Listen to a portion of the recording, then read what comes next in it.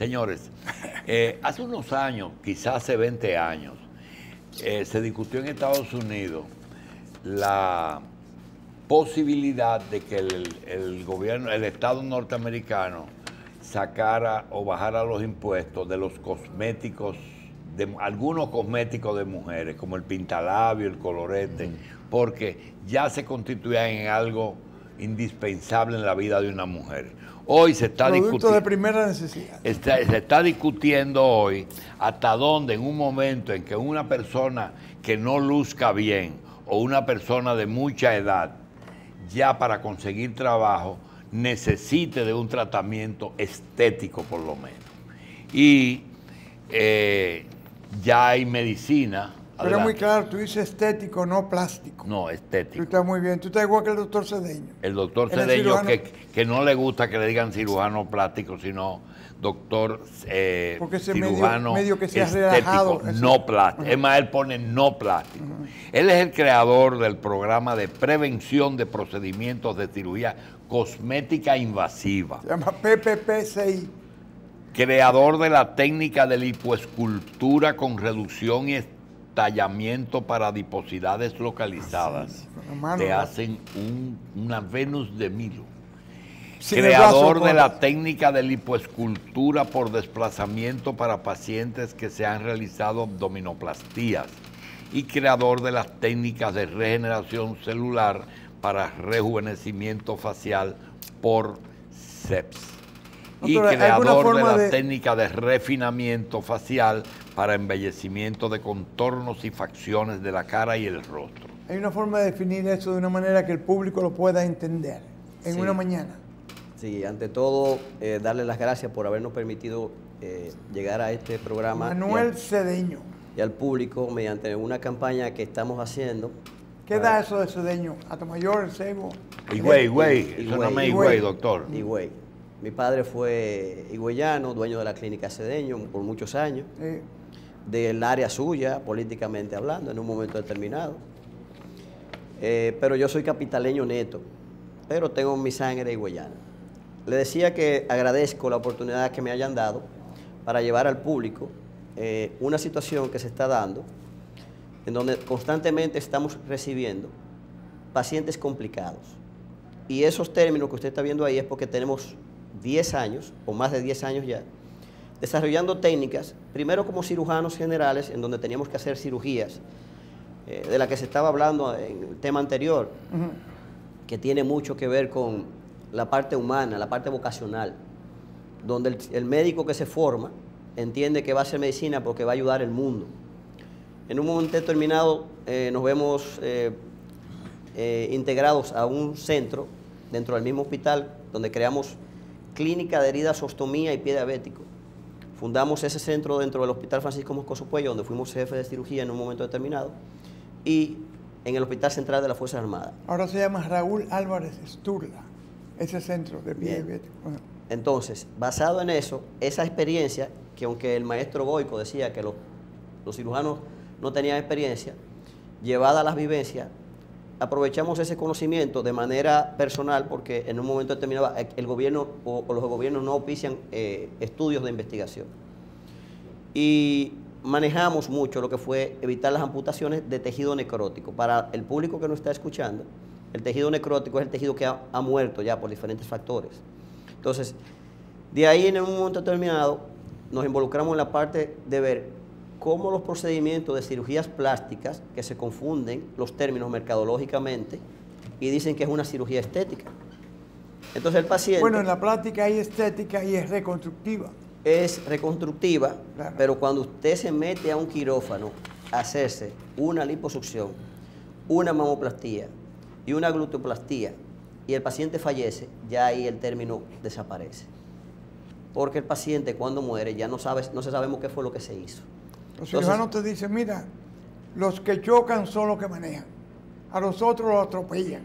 O sea, el que tiene complicaciones es el cirujano, porque claro, realmente es el que trabaja en ese campo. Claro, pero normalmente el paciente que no tiene ningún conocimiento llega a nuestras consultas y cuando llega a nuestra consulta, nosotros que somos lo que se supone estamos abocados a orientar y asesorar a ese paciente, Entonces se comete el error y muchas veces por un aspecto pecuniario no involucro a todos los cirujanos plásticos, sino cirujanos que han hecho la especialidad y que cuando ven que esto es un esquema de generar dinero, porque es un negocio, igual que la medicina es un negocio, porque nadie estudia medicina, aunque sea por vocación, necesita sobrevivir.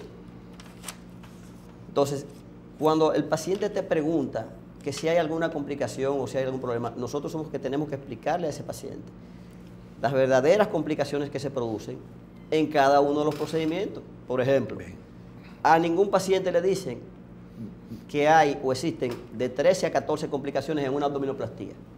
Solamente le dicen la parte linda, tú vas a quedar muñeca. Y aunque esa muñeca no necesariamente va a ser como ella se lo imagina, puede ser de trapo.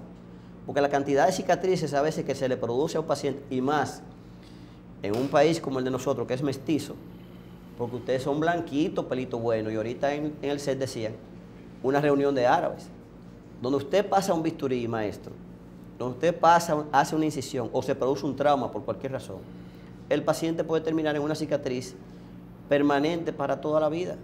Bien, doctor, mire, dicen que la persona que menos se ríe de los chistes de uno es la mujer de uno, porque se lo sabe todito. Claro. Así me pasa con el doctor Hanna, porque las preguntas que le hacemos a los cirujanos que hacen su especialidad, debe él también casi molestarle 4 o 5 preguntas que nosotros hacemos, que se las vamos a hacer juntas, por cierto. Primero, me da la sensación de que usted tiene una especialidad en corregir los problemas que tienen los pacientes que han sido sometidos a cirugía estética o plástica. Sí. Segundo, que la diferencia entre una liposucción y una lipoinfusión.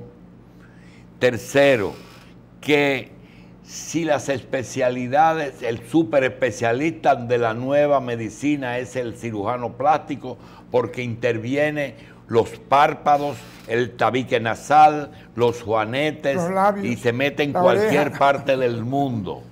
Y lo otro es que muchas veces las complicaciones son producto de la cantidad de casos que tiene, de la cantidad de casos, y a veces la cantidad de cirugía que hacen en un solo día sin la suficiente información previa que requiere una cirugía que va a tener 3, 4 o 5 horas. Háblenos de todas esas cosas. Correcto, usted está...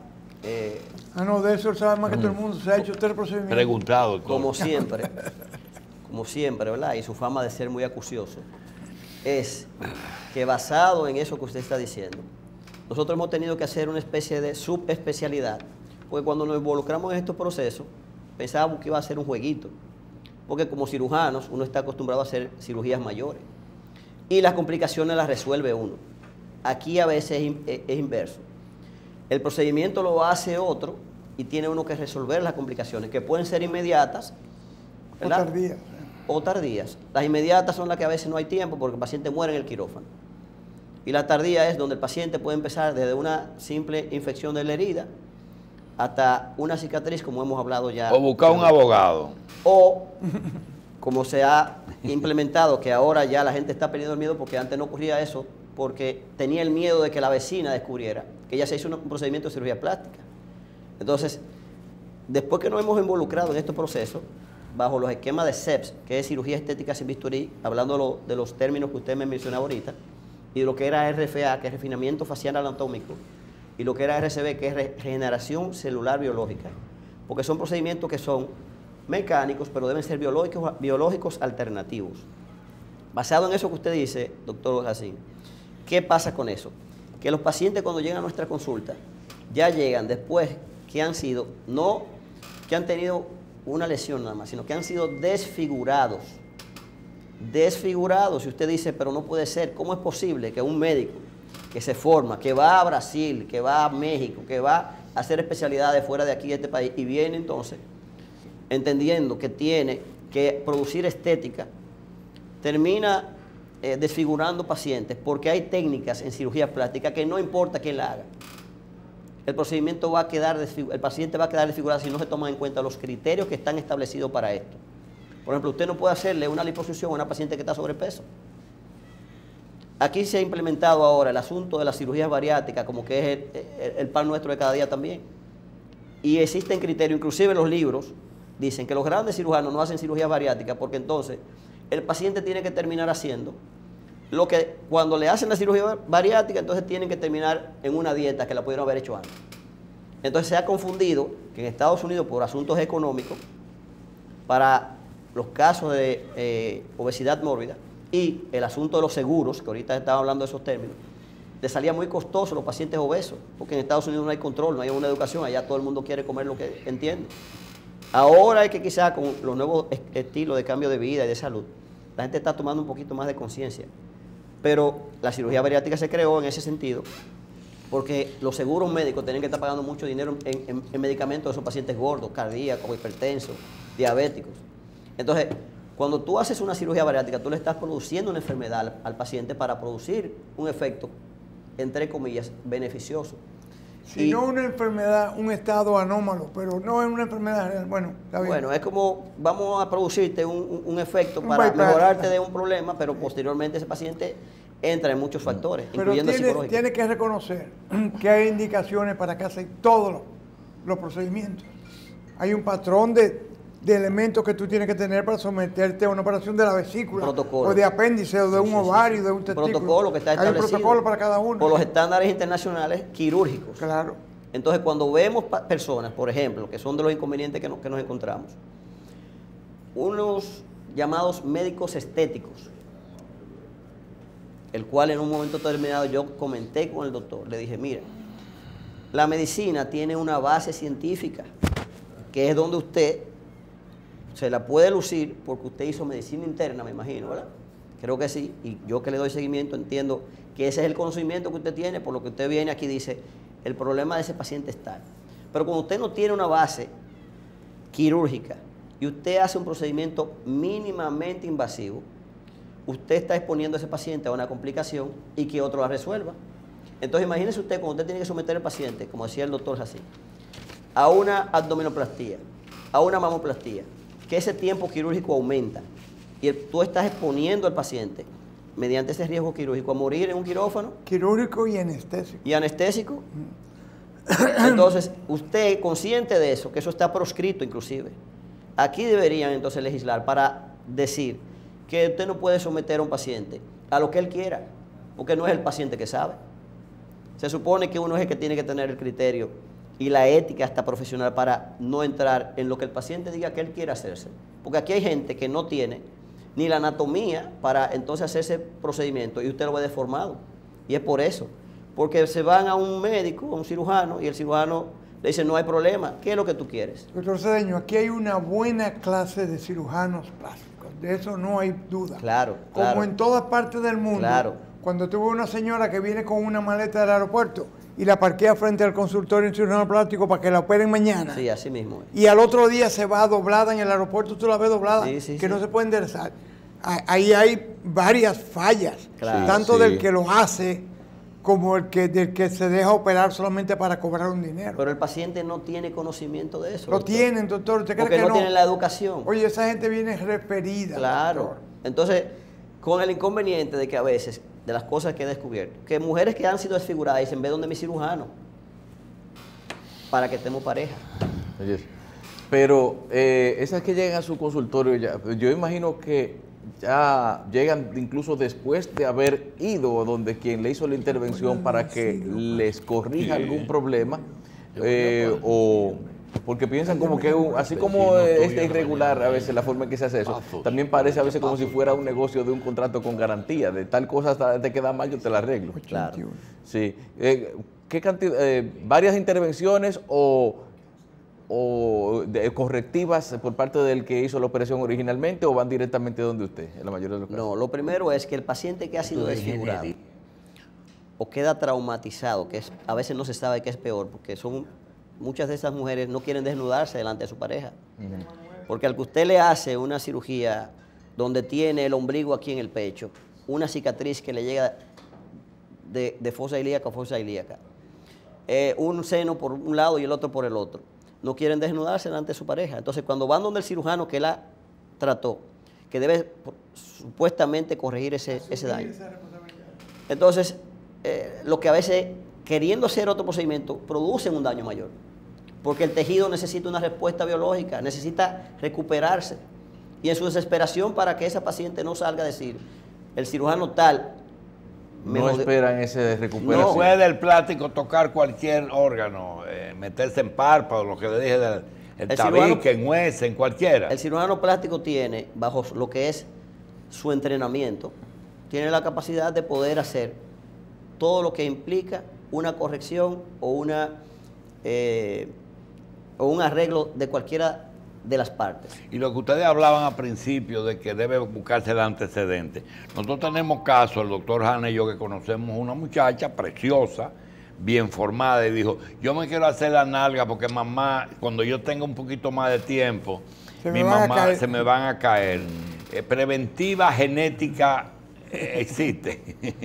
No, mire qué pasa con eso. Hay que esperar que se caiga. Los pacientes en su desesperación incurren y en su desconocimiento y la falta de información y educación, que es lo que estamos tratando de hacer cuando venimos a este tipo de programas, de que la gente antes de realizarse un procedimiento de cirugía cosmética se eduque, y nosotros estamos dando un servicio sin ningún costo para que la gente que se vaya a hacer un procedimiento conozca los riesgos y los efectos secundarios.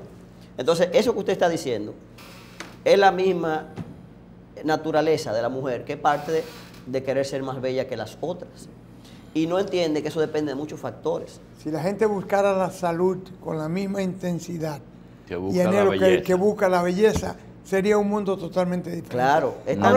Háblame de liposucción. La gente cree que la liposucción es una vainita que tú le metes una cosa por aquí y le saca grasa. No, lo primero que un paciente que se va a someter a liposucción debe tener ciertas condiciones. Y entonces se incurre en que cuando le hacen la indicación, lo mandan al chequeo cardiovascular y todo está bien, ¿qué mal puede encontrarse, basado en los patrones y en la estadística de los libros, que es lo que nos basamos, de que una paciente con 28 años va a tener un problema de insuficiencia cardíaca? Muy bajito. Ninguna. Muy bueno. Relativamente cero. Entonces, ¿qué pasa? Le dicen a ella, todo salió bien, tus analíticas salieron bien, pero, ¿verdad?, no le dicen que los riesgos no es ahí que están nada más. Cuando ella te está diciendo que quiere hacer todo lo que ella está pidiendo, entonces cuando se somete a ese procedimiento de anestesia general, que muchos de ellos ni siquiera le hacen un historial clínico, que es básico, tanto en salud como en estética o en belleza, o en cirugía plástica y cualquier procedimiento que es básico, aquí no se hacen historiales clínicos. Entonces, basado en eso, cuando el paciente se hace una liposucción, que está sobrepeso, y empiezan a sacar grasa, por sacar grasa para hacerle cintura, usted sabe, maestro, que el paciente se descompensa. Y entonces hay que salir corriendo a buscar sangre, a ponerle sangre. De ahí sale para cuidado intensivo, esperar que ese paciente se despierte. Si se salva, hay que esperar la respuesta biológica de ese paciente para que entonces, mediante una especie de compensación, él vaya recuperándose. Y las secuelas. Julio, una señora me llama un sábado por la mañana, me llama el hijo de 14 años que mamá tiene vértigos, que tiene mareo, y que quiere que tú la vengas a ver a la casa, no lejos de por aquí. Subo y me impresiona que esta señora está muy acostada, ni siquiera me saluda. Le miro la conjuntiva, están blancas. Como se hacía antes. Y digo, pero ¿qué es lo que estaba? No, que me dio vértigo ayer, que me dio un mareo. No me vengas con ese cuento. ¿Tú evacuaste hoy? ¿Tú te evacuando negro? No. ¿Tú vomitaste? No. Llámate al laboratorio que tenía 4 gramos de hemoglobina. Oye, cuando todo el mundo se sale de la habitación, porque su mamá estaba ahí, ella no quería que la mamá se lo supiera. Sí. Entonces va a decir, plan, y me enseña una abdominoplastía. Claro. Y había perdido 50-60% de la sangre, doctor. Y la mandan para su casa. Entonces nos llama el cirujano plástico. No, porque eso está bonito aquí. Sí. Llama al otro pendejo que está allí. Exacto. Que venga. Que si se muere esa paciente y usted le puso la mano, usted es responsable también. Y cuando sale su nombre, fue evaluada por el doctor William Hanna. Así mismo. Entonces, esos inconvenientes los tenemos todos los días. Y cuando aquí usted oye... Y ahí 911, una ambulancia y 6 unidades de sangre transfusora. Pero le voy a dar otro dato que es importante que lo tengamos en cuenta. Aquí hay un colegio de cirujanos plásticos, donde hay excelentes muy buenos cirujanos plásticos que fueron maestros míos en un momento determinado. Pero aquí hay un grupo de cirujanos plásticos que en un momento determinado que han llegado y entienden que como esto deja dinero, porque eso es importante que la gente lo sepa, esto deja dinero. Desde que tú ves que puedes hacer un procedimiento de cirugía cosmética, llámese cirugía estética o cirugía plástica. Entonces, y que el paciente, por un asunto de vanidad, no de salud, por eso hemos tenido que crear programas, inclusive a través de biocosmética, que es la división que nosotros manejamos en ese sentido, hemos tenido que crear programas, porque cuando el paciente viene sobrepeso hay que someterlo a un esquema nutricional, metabólico. Vamos a hablar en específico para ese pueblo, ¿cuándo se operan unas tetas? Eso es impredecible, porque aquí hay cirugías que entran en un... No, ¿cuándo? ¿Qué condiciones tiene que tener unos pechos para...? Debe tener en cuenta su peso ideal. Ajá. El tórax. Aquí hay mujeres que se ponen unas prótesis que no encajan con su tórax, Sí. con sus pectorales. Sí. Mujeres bajitas. Ajá. Entonces, ¿Qué tamaño de seno van a la cirugía? Si llega hasta el codo del pezón, ¿va a la cirugía? no, porque eso depende de muchos factores, porque a veces esos pacientes se operan y se hace cirugía porque le pesa mucho el Esa es una indicación. Ya es una indicación. Ajá. Pero ya en el aspecto estético de vanidad, que es en el que nosotros queremos más enfocarnos, ese paciente como quiera debe ser concientizado porque, por ejemplo, su descendencia genética y la del doctor Julio Jacín es diferente a la de Carlos y a la mía y a lo de los camarógrafos que están aquí, que no somos blanquitos, pelito bueno. Y cuando usted va a hacer una mamoplastía o a poner una prótesis, usted va a ver que pueden muchas de esas mujeres quedar con una cicatriz. Un queloide. Cuando desmontan ese pezón, y mire que todavía las técnicas pueden hacerse por debajo del pezón o axilar, pero la cicatriz entonces o hacen el queloide o se ponen negras, que es la hiperpigmentación. ¿Por qué algunas reducciones de pecho al tiempo crecen los brazos de forma enorme? Porque hay un seccionamiento del drenaje linfático. ¿Un? Seccionamiento del drenaje Hay linfático. linfedema. Es como cuando el Pero le paciente... engordan los Claro, brazos. claro. Usted ha visto a los pacientes cuando tienen cáncer. Sí.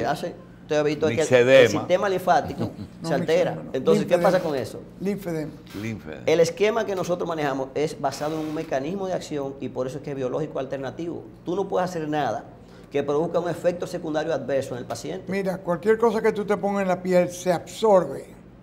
Antibiótico, crema, analgésico, lo que sea. Se absorbe a través de unos linfáticos que son la gente sabe de arteria y de vena. Pero no los de linfáticos que van a drenar eventualmente en la vena cava superior. Cuando eso se oblitera, se corta, entonces no drena y se llena de líquido, se llama linfedema. Por eso hay unas mujeres operadas de seno que tienen los brazos muy... No, pero lo va a ver también cuando le hacen una liposucción que le meten la faja. ¿Qué hace el tejido? Un mecanismo de compensación. Usted le va a ver la espalda ancha, los brazos anchos, los glúteos se transforman, a veces no toman en cuenta. La faja. La faja produce el efecto y la gente no lo sabe. Solamente le meten la faja, ese líquido que se encuentra retenido se mantiene en la parte superior y esos tejidos se aumentan. Yo pensaba que era como la contextura física que se iba adquiriendo al tener que soportar un peso que después se elimina. Es decir, como, ok, ya, tengo los senos más pequeños, pero los brazos y la espalda que tuve que desarrollar para poder transportarlos se quedaron grandes. No, porque aquí hay que tomar en cuenta demasiados factores que no se toman en cuenta cuando un paciente va a la consulta. Lo primero es que un paciente dura 15 minutos en una consulta. Nosotros tenemos que durar 1 hora y 20 minutos con un paciente para darle un entrenamiento y un curso basado en lo que él quiera hacerse y si se puede hacer. Porque si tú te llevas lo que el paciente quiere, tú le haces todo porque es dinero. Es como cuando tú vas a un restaurante que te dicen... Y el tiempo quirúrgico, que a veces dice, te voy a hacer una liposucción de abdomen, pero le meten la cánula para arriba y le reducen los senos. No. Doctor, cuando ese paciente, el cirujano pregunta, ¿puedo empezar? El paciente no sabe absolutamente lo que viene atrás. Claro que no. No tiene la más mínima idea. Tengo 100. Y le voy a decir algo. El paciente que es sometido a anestesia, y el doctor lo sabe mejor que yo, que muchas veces siente todos esos procedimientos.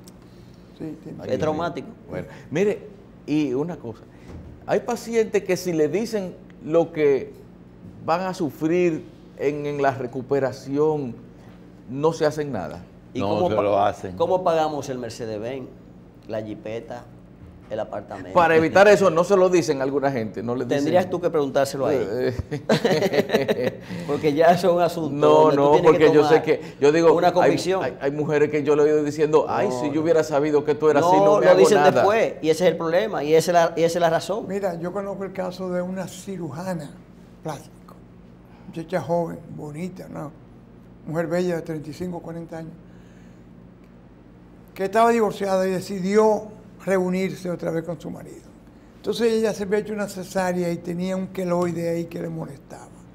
Quería quitarse ese queloide. Entonces eligió un procedimiento un sábado por la tarde, a las 3 de la tarde, cuando no hubiera nadie. En el Gautier. Sin decirle a nadie que era asmática, que era alérgica a muchísimos productos. Le hacen una inducción, hacen un broncoespasmo. No hay gente ahí al lado porque ella no quería a nadie. Y se muere. Se muere. No de la cirugía, de una reacción anafiláctica alérgica de su cuerpo. ¿Y cómo es posible que un cirujano haga una lipoinfusión sabiendo que a ciegas puede meter grasa en un vaso? ¿Y a qué presión, doctor? ¿Tú no te imaginas la presión que lleva eso? Ajá. Mire, se lo voy a poner más fácil. Ahora tenemos lo que es el esquema de aparatología. Sí. El inyector. ¿Verdad? Hay un término que anda por ahí que se llama lipocavitación, que ni siquiera usted tiene que meter una aguja ni nada, sino que se supone que con ese aparato que se diseñó, que se creó, las ondas expansivas destruyen el tejido adiposo. En Francia está prohibido. ¿Por qué? Porque esas ondas expansivas no tienen un límite a dónde van a llegar. Pero le voy a poner otro ejemplo. Ese mismo equipo, cuando se somete a un paciente sobrepeso y empieza a producir la destrucción, ¿verdad?, de ese tejido adiposo, entonces el paciente empieza a producir flacidez. Y cuando termina flácido, como en cirugías bariátricas, tiene que terminar entonces haciéndose una corrección de tejido y termina entonces en cirugía plástica. O sea, se convierte en un círculo vicioso todo lo que es el mal manejo y todo lo que son estos procesos, que ¿quién los controla? Si no hay protocolo, si no hay esquema, porque aquí todo el mundo puede hacer lo que quiera. Sueño, de unos meses, de unos años para acá, yo te diría que Jennifer López lo modificó todo.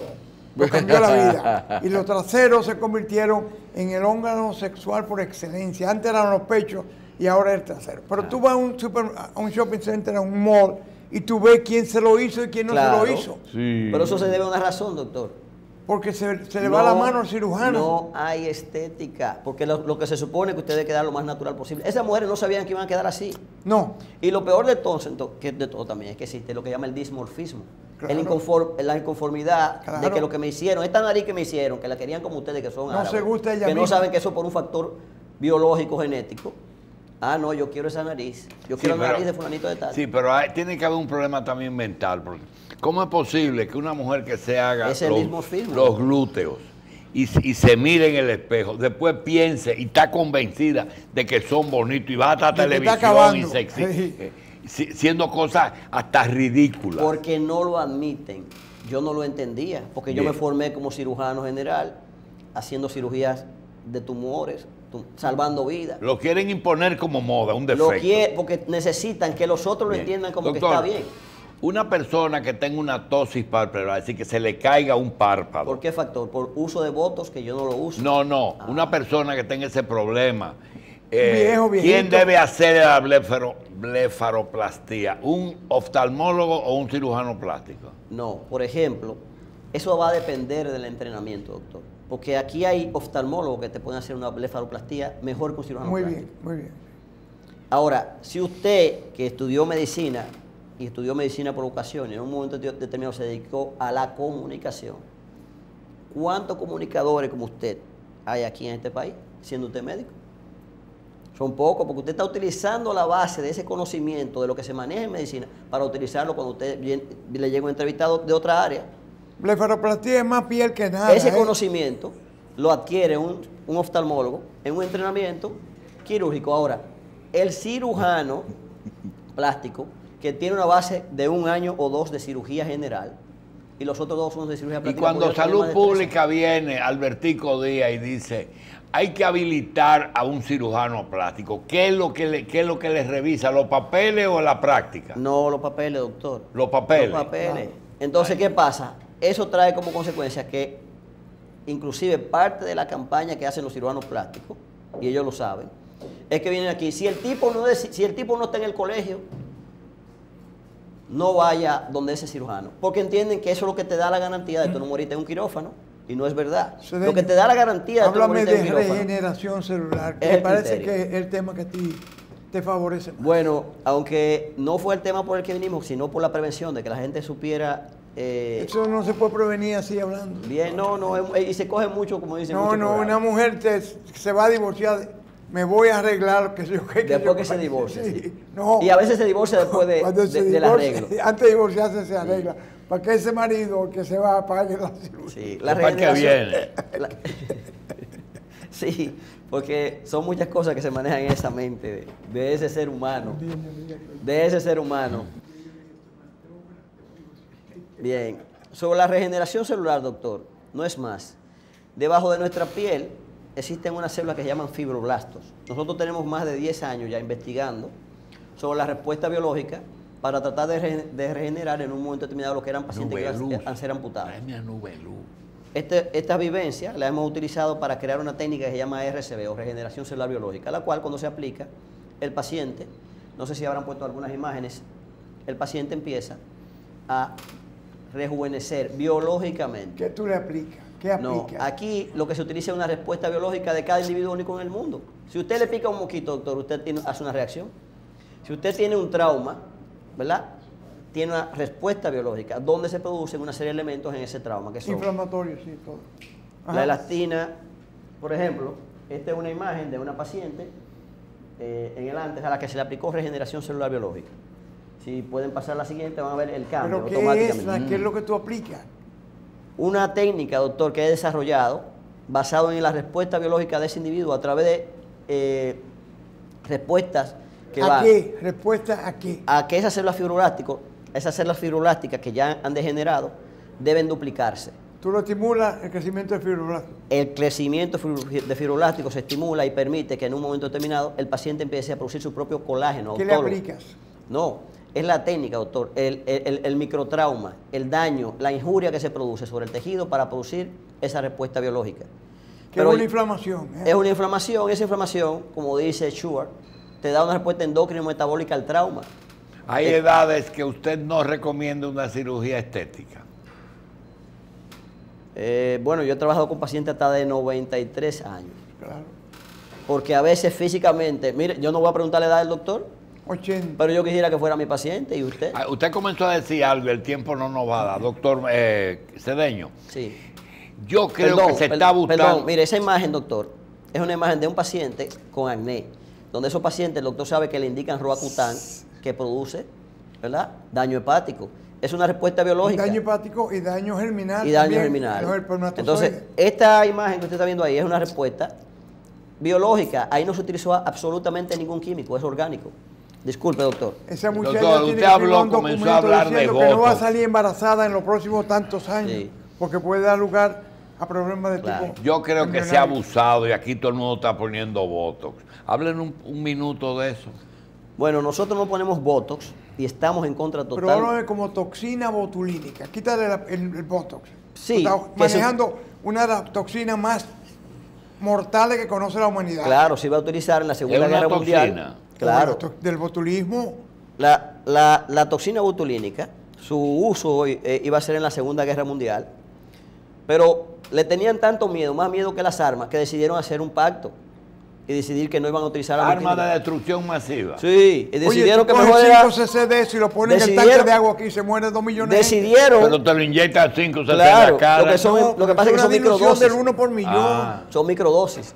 Pero se decidió que mejor vamos a pelear con cañones y tiros y no con botos. Mira, la toxina botulínica dice que no se puede sacar de los Estados Unidos.